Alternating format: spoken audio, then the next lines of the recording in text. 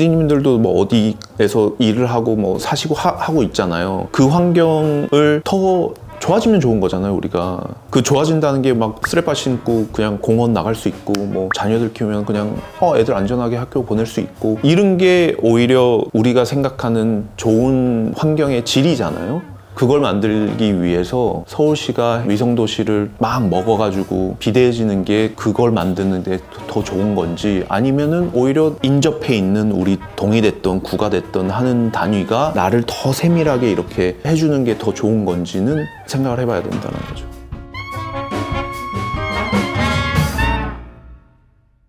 안녕하세요. 오늘 떠날 방랑기는 댓글에서도 제안을 주셨던 김포를 서울에 편입하는 부분, 요즘 굉장히 이슈가 되고 있는데, 그 부분을 뭐 정치적인 관점이 아니라 어떤 건축가의 관점에서 한번 다뤄보고자 합니다. 네. 댓글 보면서 좀 궁금은 했어요. 이게 건축가가 풀어도 될 내용인가? 저는 그렇게 생각합니다. 뭐 건축가라고 해서 건축가 의견이 막 더 중요한 것도 아니고, 모든 국민들이, 시민들이 각자 의견 내는 게 민주주의 사회인 거고, 그렇지만 저희가 이제 뭐 건축이나 도시를 공부를 했으니까 그 부분에서 한번 얘기를 해보면 좋을 것 같아요. 저는 그냥 단도직입적으로 도시가 커지는 거를 좋아하는 편은 아닙니다. 저는 개인적으로.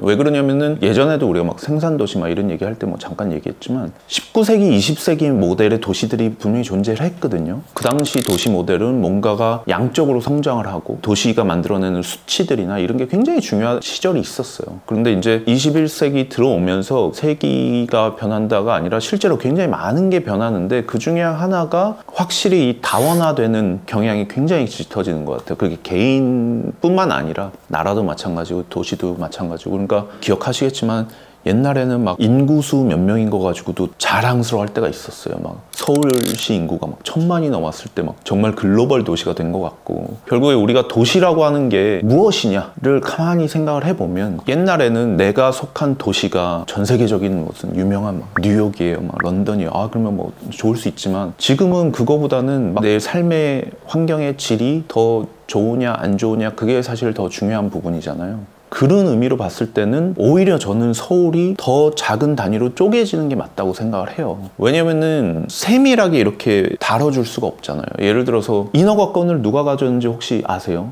내가 여기다가 건물 짓는다고 했을 때 이거를 허가해 주는 사람이 있을 거 아니에요. 땅 주인. 땅 주인은 이제 그냥 주인인 거고, 이제 이 시에 있는 것 같잖아요. 그러지 않아요. 구에 있어요, 원래.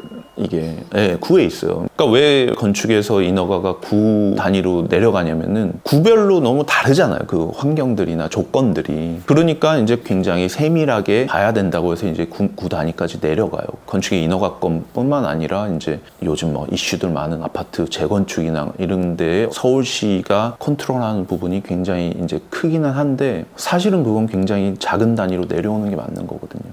예를 들어서 강남에 뭐 어떤 곳들은 한 40~50만씩 돼요. 그러니까 인구수로만 봐도 그게 하나의 굉장히 독립된 도시로 존재를 할 수 있는 충분한 인프라가 있다라는 거죠. 그럼 그거를 독립적으로 만드는 게 더 중요하냐, 아니면 더 이걸 비대하게 만드는 게 중요하냐고 만약에 이분법적으로 물어본다고 하면 저는 이게 더 독립성을 갖게 하는 게 더 중요하다고 봐요. 지금 막 40~50만 되는 사람들 챙기기도 쉽지 않은데 그게 하나의 도시로 분리되는 이유가 있는 거거든요. 예를 들어서 제가 있었던 보스턴 같은 경우도 60만 도시예요. 60만 도시. 거기도 생활권을 보면은 보스턴 말고 뭐 캠브리지도 있고 첼시도 있고 막 되게 작은 도시들이 많아요. 우리 입장에서 보면 이거 다 그냥 통합해서 그냥 200만 도시 만들면 될 것 같은데 왜 안 하냐?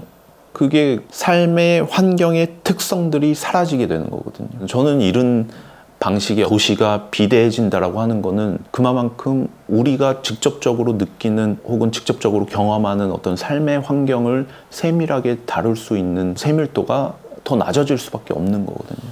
그래서 세포 분할하듯이 작은 단위로 쪼개져 나가는 게 우리가 흔히 얘기하는 어떤 경향성인 것 같아요. 도시 발달에. 대한민국에서 편입이 된 사례가 좀 몇 가지가 있는데, 편입이라는 표현이 맞는지 모르겠지만 통합이라고 해야 되나? 창원하고 마산하고 진해가 니즈가 맞아가지고 이제 통폐합하는 경우는 있죠. 우리나라가 행정적으로 인구가 몇만 이하로 떨어지면 시의 자격을 잃고 막 이런 게 있어요. 그런 여러 행정적인 이유들 때문에 그런 거는 늘 발생을 하죠. 그런데 아까도 말씀드렸다시피 저희가 그거를 근본적으로 질문을 해야 돼요. 그렇게 행정적으로 여기가 도시냐 아니냐가 그렇게까지 중요한 시대냐 이거죠. 예를 들어서 내가 무슨 군에 살든 뭐 어쨌든 내가 좋은 환경에서 살면 그만인 거잖아요. 그러니까 우리가 군 레벨에서도 좋은 환경을 만들 수 있는 정부의 지원이나 방향이 어떤 식으로 돼야 되느냐를 고민을 해야 되지. 우리나라 인구가 소멸하고 있는데 지방 가보세요. 지방은 더 소멸하는데 그러면 막 한 30년 지나면 우리나라의 시 한 3개 남으면 끝이에요. 그런 식으로 통폐합해버리면 그러니까 의미가 없다라는 거죠. 그거는 사실. 예. 저는 이런 부분들은 도시 간의 어떤 경쟁도 있어야 되는 것 같거든요. 예를 들어서 김포뿐만 아니라 뭐 지금 얘기 나오는 뭐 그게 파주가 됐든 뭐 하남이 됐든 뭐 우리 도시가 어떻게 하면은 서울시 인구를 더 빼와가지고 여기에 더 정주 환경을 만들어줄까? 어떻게 하면 기업들을 여기에 더 유치시켜서 쉽게 말하면 세금을 여기서 많이 내게 할까? 그래서 우리의 세수를 어떻게 더 확대를 할까? 이 경쟁 구도가 돼야 되는 거지. 편입이 돼가지고 계속해서 서울이 확장된다라고 하는 거는 지금 시대에 과연 맞는가라는 질문이 있는 거고. 예를 들어서 미국 동부 같은 데는 보스워시라 그래요, 그거를. 그게 뭐냐면은 미국 동부의 제일 위가 이제 보스턴에서 저 밑에 워싱턴. 도시 환경 혹은 정주 환경으로 보스턴에서부터 워싱턴까지 쭉 하나로 이어지는 생활권이, 경제권이 형성이 된다. 이런 개념이 있어요. 그 되게 중요해요. 그러니까 보스턴에서 아마 워싱턴까지 차로 서울에서 부산까지 한 2배 정도 거리라고 이제 보시면 되는 건데 그렇다고 해서 그 도시들을 막 합치진 않거든요. 그럼 왜 안 합치냐? 각 도시가 별개로 존재할 때 하나가 독과점하는 것보다는 그 경쟁 구도가 만들어져야 더 좋은 환경들을 만들려고 할 거 아니에요. 각 지자체에서. 예를 들어서 여기 오면은 세금 덜 내도 돼. 출퇴근하는데 막 한두 시간 갈 필요 없어. 우리는 주변에서 일할 수 있고 애들 키우기 너무 안전하고 이런 환경을 만들어줄게. 우리 도시로 와. 이런 경쟁 구도가 성립을 하는 거잖아요. 실제로 그게 성공한 데가 실리콘밸리잖아요. 서버바니제이션이라고 그러는데 교외화라 그러죠. 그러니까 왜냐면 실리콘밸리는 샌프란의 교회거든요. 여기서 이제 그런 기업들한테 뭐 인센티브도 많이 주고 그런 환경들 많이 준 거죠. 그럼 당연히 뭐 거기 스탠포드라는 뭐 대학이 있었고. 그러니까 이제 더 이상은 서버반에 사는 사람들이 샌프란시스코에 종속돼서 사는 게 아니라 여기가 하나의 큰 경제권이 된 거죠. 경쟁하는 구도가 된 거예요. 근데 그게 뭐 누가 이겼냐 졌냐를 얘기를 하려고 하는 게 아니라 각각의 특색에 맞춰서 성장을 하는 거죠. 이게 더 건강한 어떤 도시 발전의 모습인 것 같아요. 제가 봤을 때는. 그래야 사람들이 선택을 할 수가 있는 거죠. 근데 이게 편입돼 보세요. 지금도 벌써 그런 얘기 나오잖아요. 서울시에서 그러면 김포에다가는 쓰레기 매립지 좀 이거 말이 안 되는 거잖아요. 이거는 사실. 제가 그래서 그 뉴스를 보면서 되게 놀랬던 게 막 서울시 기본계획 막 이런 게 있어요. 그러니까 2040 플랜 막 이렇게 해가지고 서울시가 2040년까지 도시 개발의 방향이나 이런 걸 짜는 게 있어요.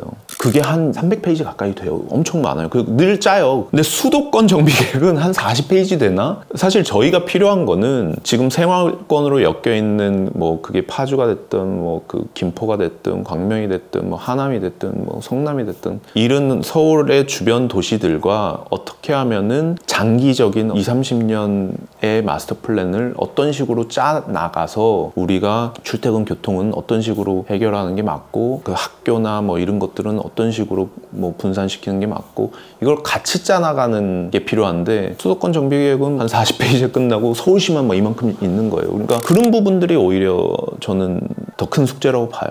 종속돼서 하는 게 아니라.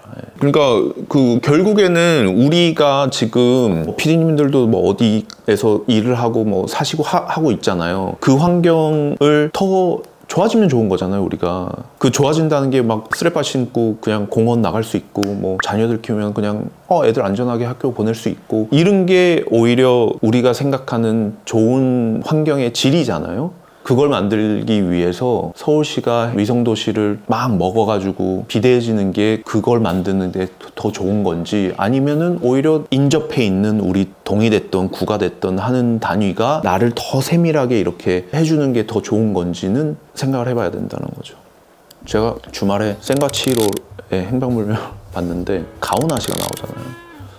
가오나 씨가 계속 먹어요. 그 캐릭터들을 막 비대해지잖아요.